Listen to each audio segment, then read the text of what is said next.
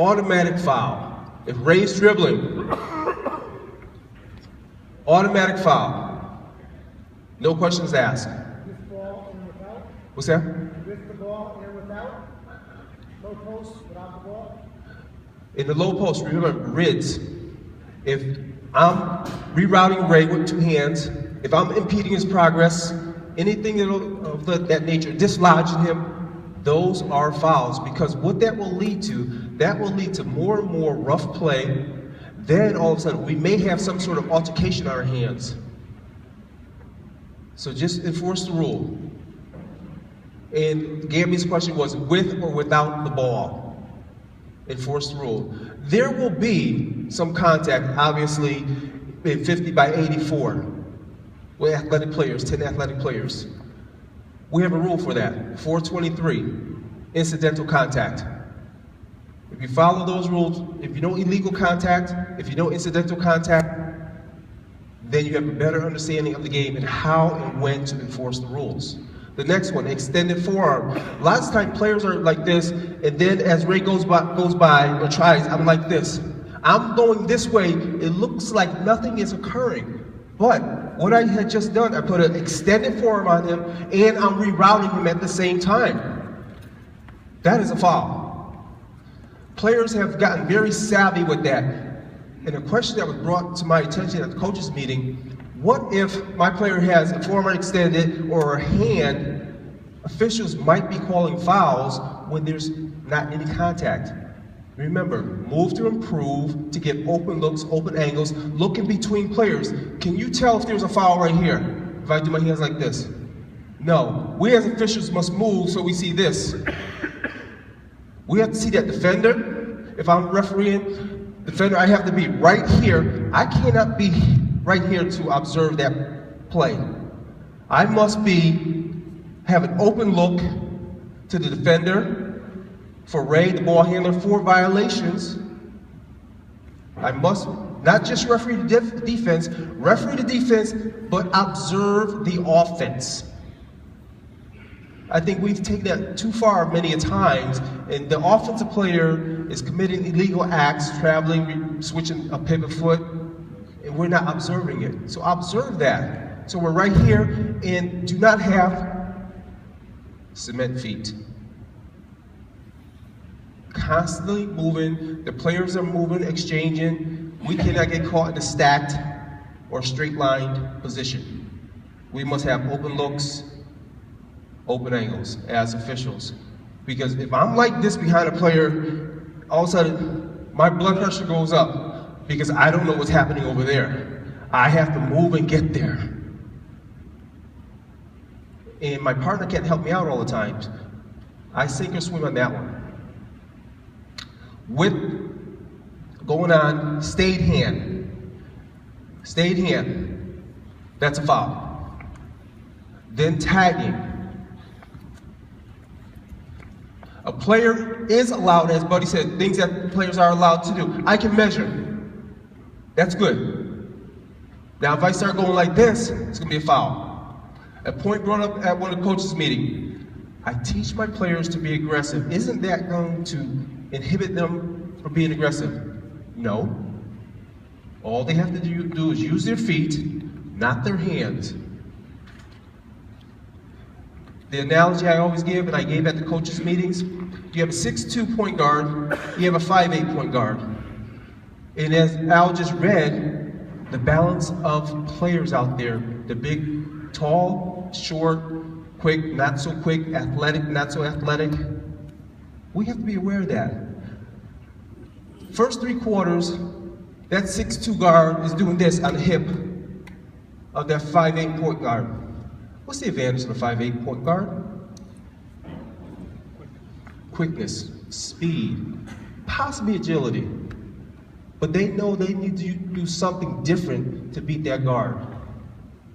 During the course of the game, you get to the 4th quarter, last 3, 4, 2 minutes, whatever it may be, that 5'8" point guard cannot go by that 6'2" point guard because their hip is sore as heck from being jabbed the entire game. We just neutralized that player's ability to use their skill, their quickness, their athleticism to get by a taller player. That's unfair on our part. We must enforce that type of contact.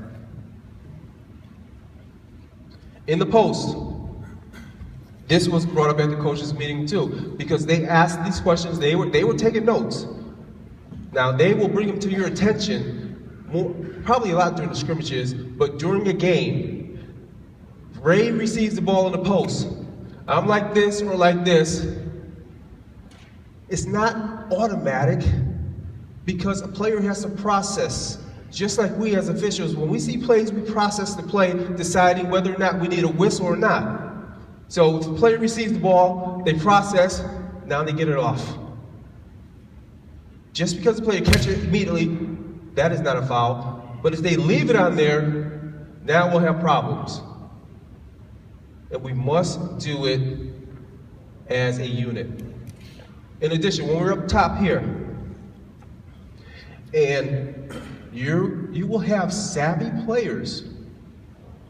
They'll see me like this, and they'll dribble into my body. That is not a foul, because the rule says extended forearm.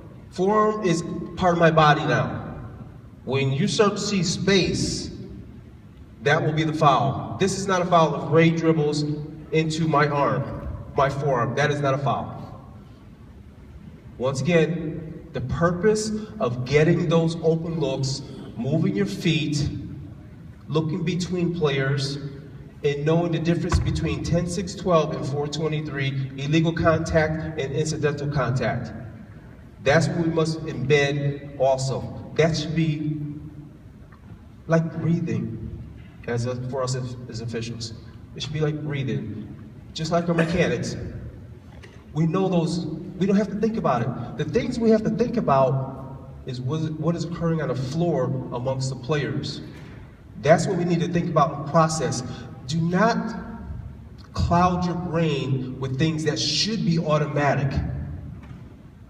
Should be automatic. That's automatic. That's automatic. That's automatic. The other things we process and then decide on the automatic things. Yes?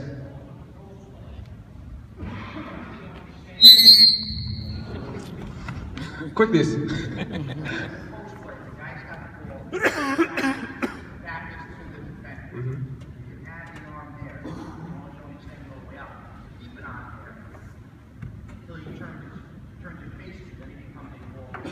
Okay, I'm going to answer that.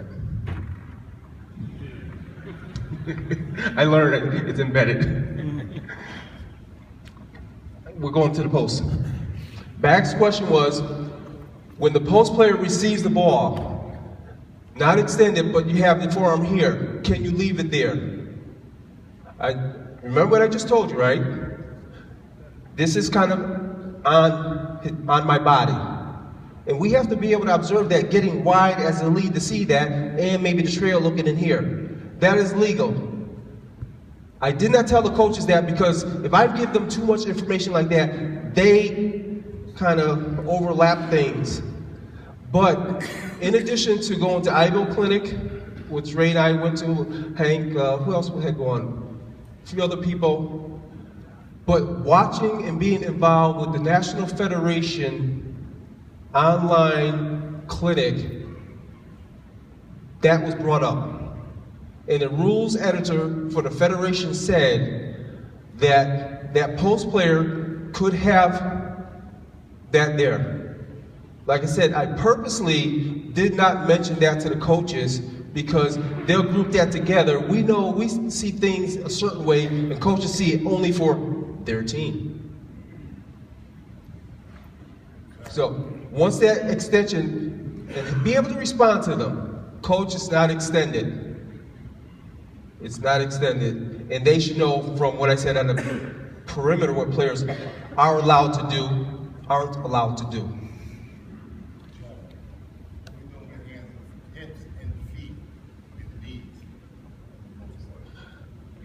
What are we doing? Hips, feet, and knees in the post as well as any other part of the court.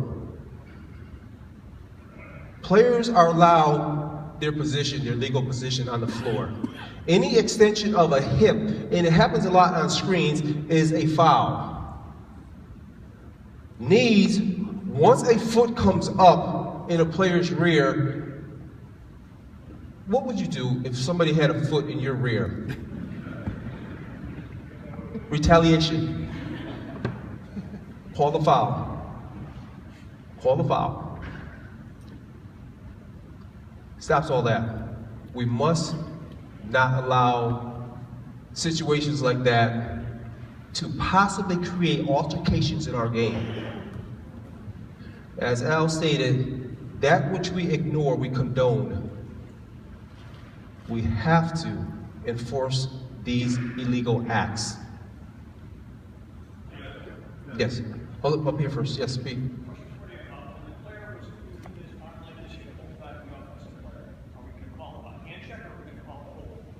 Good question. When we have the extended forearm, are we going to call a hand check or a hold? This is great because you know what?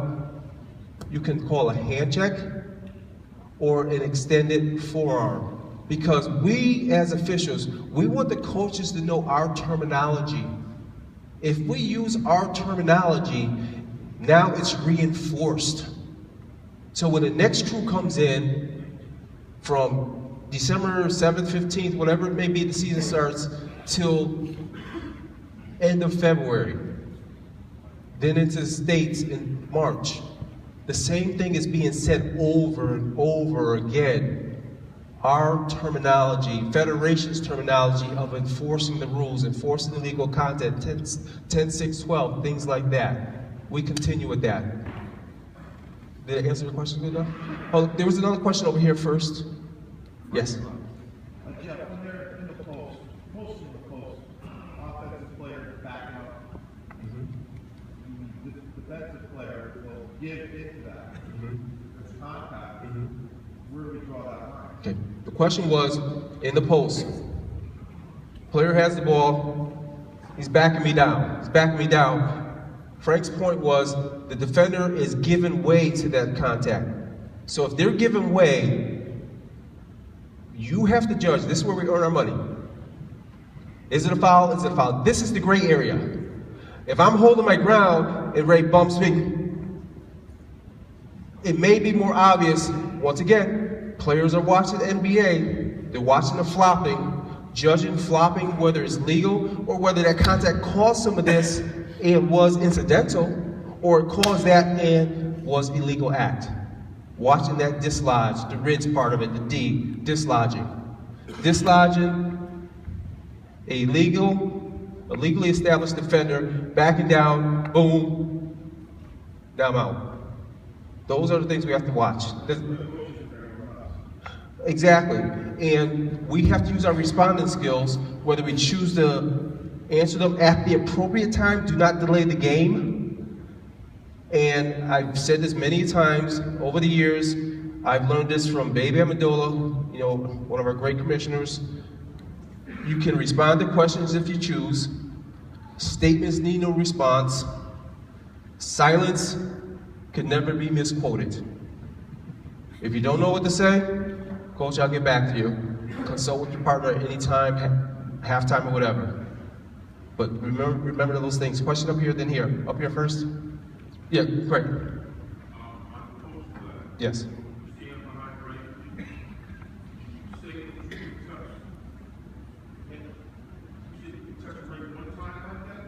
One time.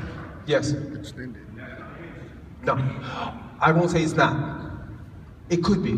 Because that one time can be a jab to stop somebody in their tracks, or it could be a grab. That's why, once again, we have to get those open looks as officials. Because that one could be one, because if somebody sits on them, they're strong enough, they can stop somebody with one jab. But that, if you guys are at the top, Yes. and you jab right at one time, I'm calling that, right? Not necessarily. Depending what that jab is, you can measure. Ray, let's go up here. Ray's like this. That's measuring.